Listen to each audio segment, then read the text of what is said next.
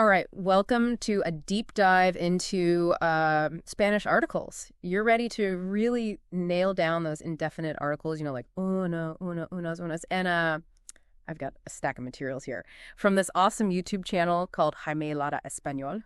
And I think you're going to love this guy. He's super energetic, and he keeps promising that you're going to get 100% on everything. So you ready to grab a pencil and paper? Well, yeah. Sounds like a fun way to learn a language. It is. He's got this format where he presents a bunch of exercises, and then he wants you to pause the video and try them out, and then he'll go through all the answers. So we're going to follow that same kind of format to make this deep dive nice and interactive for you. I like that a lot. It really does make you think and participate. Yeah. Instead of just passively listening. Yeah, exactly. Okay, so first up is just filling in the blanks with the correct indefinite article.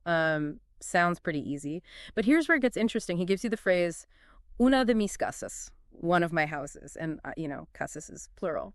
But we use una because we're only talking about one of the houses. Being sold... Oh, I see. That's a good point. So we really have to pay attention to both the gender and the number of the noun in Spanish. Right, okay. And how about another example? Un pequeño pueblo, a small town. Okay, so there we have one, because pueblo is masculine and singular. Exactly. Okay, so then Jaime gets into these exercises where you have to choose between the definite and the indefinite article. And sometimes that can be a little tricky. So here's an example. Una de tus vecinas, one of your neighbors. So that's introducing a neighbor. But then he switches to el coche, the car. Oh, that's interesting. Yeah. So it seems like the indefinite article is for introducing something new. And then the definite article is for something that's already been mentioned or is specific. You got it. That's exactly it. It's like the articles are giving us clues as we go through the conversation. So here's another example. La madre de Juan, Juan's mother. Oh, I see. Because we're talking about a specific mother, Juan's mother. Exactly. So how do we keep all these rules straight? Well, I think the key is to really understand the logic behind them. We've already touched on a few of them. New information versus specific things. Yeah. And matching articles with gender and number. But really, it's also just practice. The more you practice, the more it'll become second nature. Yeah, you'll just start to get a feel for it. Okay, so are you ready for some more of Jaime's exercises? Yeah, bring them on. I'm starting to feel like a Spanish article expert. Okay, well, let's see if we can stump you. Let's see what Jaime throws at us next. All right, more exercises. What do we got? Okay, this one caught my eye. Ahí hay policías en la puerta del vecino. Algo habrá pasado. There are some police at the neighbor's door. Something must have happened. And the answer is unos. Unos. Oh, okay. Yeah. So that's like saying some police, an unspecified number. Right. That's interesting because we have, unos and unas, and then we also have algunos and algunas. And they can both mean some. Right. So how do we know when to use which one? Yeah, it's a subtle distinction. But Yeah. I think unos and unas is more for, like you said, an unspecified amount. Like, we don't know how many police officers there are. Right. Whereas algunos and algunas often implies a more limited or specific quantity. Okay, makes sense. So context is key. All right, how about this one? Estuvimos 2 horas esperando por la comida. We waited 2 hours for the food. Ese restaurante solo tiene camarero. That restaurant only has waiter. Okay, what's the missing article?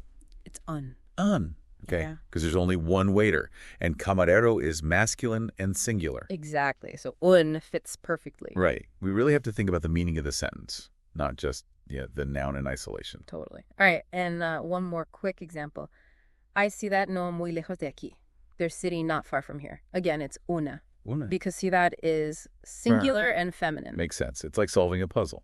Finding the right article to match the gender and number of the noun. It is. And sometimes Jaime likes to throw in these little curveball, like remember those contractions like al, which combines an ella? Oh, yeah. Those can be tricky. Yeah. It's like you have to recognize these merged words. Right. So, for example, estamos yendo a merendar lago desde hace días. We've been going to have a snack by the lake for days. The correct answer is al lago. Al lago. Okay. Yeah. That's a good example. Because it sounds so much more natural than saying al lago. Right. It's just one of the many things that make Spanish flow so nicely. Okay, so you ready for some more challenging examples? Yeah, hit me. Okay. Manzanas valen €1 el kilo. Apples cost €1 per kilo. That's a tough one. I think it'd be las manzanas. Apples. Apples in general. You got it. Not a specific group of apples. It's like we're talking about the concept of apples. Right. Okay, and here's one that tripped me up a little bit. Cuadro del pintor es una obra de arte. Painting by the painter is a work of art. Okay, so I think this is where those contractions come in again. So I'm going to say el cuadro del pintor. El cuadro del pintorio, right? The painter's painting. Yeah. It's easy to overlook those details. It is. Especially when you're trying to understand the whole sentence. Right. So we've seen how indefinite articles introduce new information. And definite articles refer to something specific, or even like a whole concept like apples. But there's one more important use of the definite article that Jaime talks about. Are you ready to explore that? Yeah, let's dive in. Okay. Futbolista entrena todos los días. Footballers trains every day.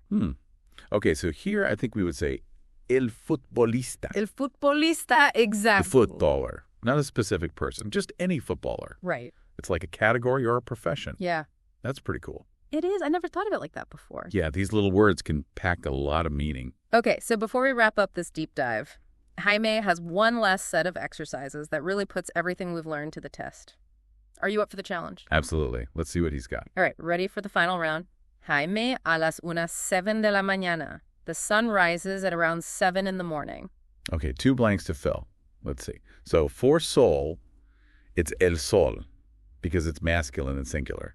And we're talking about the sun, the one and only. And then for mañana, I think it'd be la mañana because we're talking about morning in a general sense. You got it. El sol sale a las 7 de la mañana. It's like those articles are giving us little hints along the way. They are. It's like a treasure hunt. Okay, next one. Cada nuevo día es oportunidad para progresar. Every new day is opportunity to progress. I think that one's una oportunidad. Una oportunidad, yeah. An opportunity. Because it could be any opportunities. Right. It's not specific. Not a specific one. Okay. I'm really starting to see how this all works. Me too, which just takes practice. Okay, how about this one? Vecinos de mi barrio son muy amables. Neighbors in my neighborhood are very friendly. Okay, so this reminds me of that footballer example. We're talking about neighbors in general. So I think it would be los vecinos. Los vecinos, you're right. The neighbors. So even though it's plural, we still use the definite article. Right, because we're talking about a specific group of neighbors, the ones in the speaker's neighborhood. Okay, so we really have to pay attention to the whole context. We do. All right, next one. Hermanas de mi padre son simpáticas. Sisters of my father are nice.